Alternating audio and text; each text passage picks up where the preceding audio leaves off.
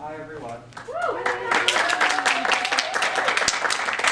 First of all, can you hear me all right? I was told that volume would be important in this room, so we're all good. You can hear me. Cool. It's extremely cold out there, by the way. I'm from California. That is a nightmare outside. I'm very happy we're all here today. I want to tell you a story. I woke up one day and I decided to become an academic. And then I saw this. I saw this hours after I decided to go to grad school.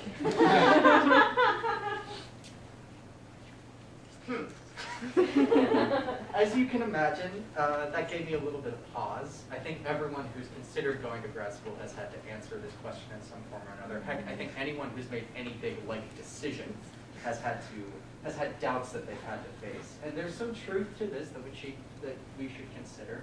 I mean, what does it mean being an academic? I had this little voice in my head that was asking all these questions. You actually want to grade papers? You want to sit in a tiny office typing about some very specific topic and very few people will actually read your work?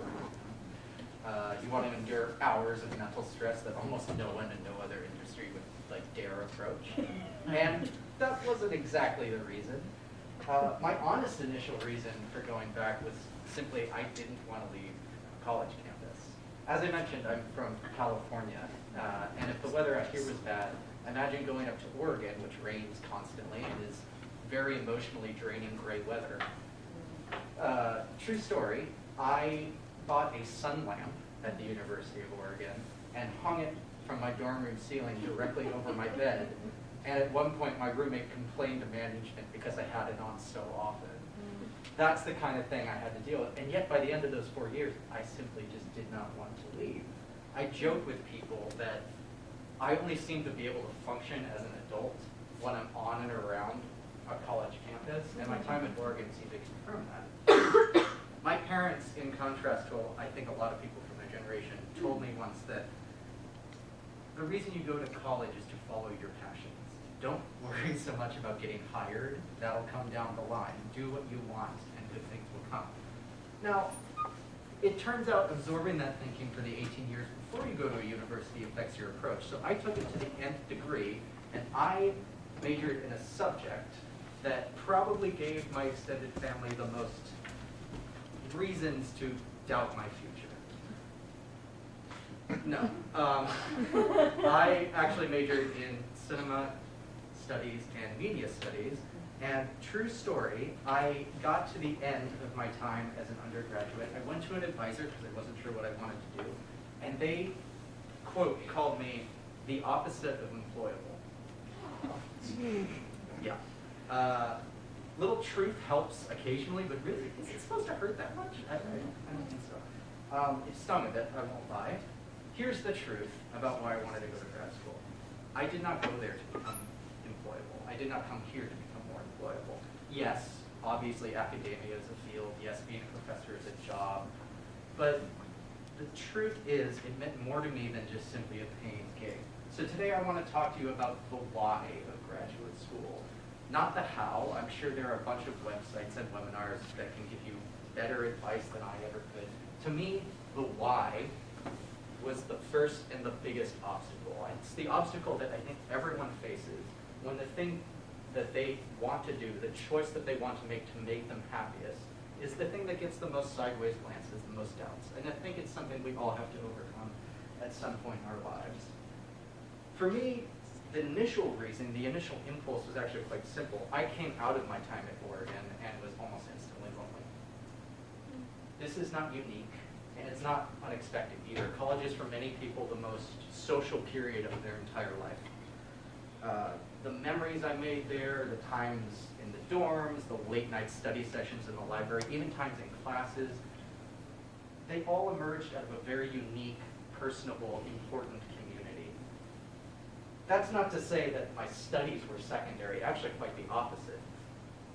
It was the people I met there, the friends, the faculty, that informed all of the things I wanted to do. The fact that I wanted to study film in a certain way and in a certain depth for so long. It was all, not to sound cliche, and ultimately this is a cliche, but whatever, it works for me. It was ultimately college, a big social, academic experience. Now, imagine taking all of that away. I mean, not away, because technologically it is easier to keep in touch with people than it has ever been in any point in human history. But for the first 7 months out of grad school, I had to deal with deep, unshakable loneliness. The community that once lifted me up, the community that made me feel happiest, the community that made me say to myself, I am where I'm supposed to be, was simply no longer there. Again, this feeling isn't unique. According to a 2018 survey, 46% of people, that's nearly half in the US, report feeling lonely regularly. And truthfully, there's no better experience to facilitate that kind of feeling than going from being surrounded by that big social academic experience and being surrounded by all of these wonderful peers and students to living essentially on your own in your parents' house, sending job applications into an unresponsive online void. And just for half a year, no direction. Can you tell I wasn't having a great time? Maybe the pandemic, the nightmare of the last couple years, specifically that first wave, made us all feel similarly to this. I mean, that first initial wave when things like social distancing came into vogue and we were trapped inside. For many people, it was an unexpected and perhaps unwanted chance to reflect. You know, where am I? Maybe some of you would ask yourself, am I happiest? What should I seek out to make myself more happy? And that was my experience during the pandemic, but ironically, it was also my experience during the post-college blues before any of that happened. I had to take a long, hard look at what I wanted. My advisor, that one that sat me down in their office and told me I was the opposite of employable, for whatever reason, told me to look into jobs in journalism. And I think it was because they saw the media studies in one of my majors and were trying to make a connection there, like media, go into media. That's not what media studies is, but whatever. And that's what I did. I interned at a local dying newspaper covering local arts events. I would drive out to small towns and cover 4th of July parades. I would write coverage for a recent fire that had happened. I was basically doing exactly what I was told by the advisor and the people in that newsroom to survive in a career in which I ultimately had little interest. And I felt trapped. I felt trapped because this person and the other people around me told me that this was the thing to do. It took me a long time to realize that they didn't know what they were talking about. To be more specific, they didn't know me. They didn't know what I knew. I knew where I needed to be happy. I knew I needed to go back to that time, or perhaps just that place where I was happiest. The point is, and I think everyone can relate to this in some way, but tweets like the one I showed you, advice like I received, they miss the why. The why you do something. Shouldn't you be done with school? People would ask me. Do you really want to go back to like reading 50 to 80 pages of reading every night, living on chronically bad sleep, performing or suggesting to everyone that you know that you're the textbook example of stunted emotional growth? I've thought about this a lot. But it didn't ultimately matter, because finding happiness for me, and I would venture for everyone in this room, means looking past what others want you to do. It takes time. It requires the uncomfortable experience of sitting down and asking yourself, what do you want?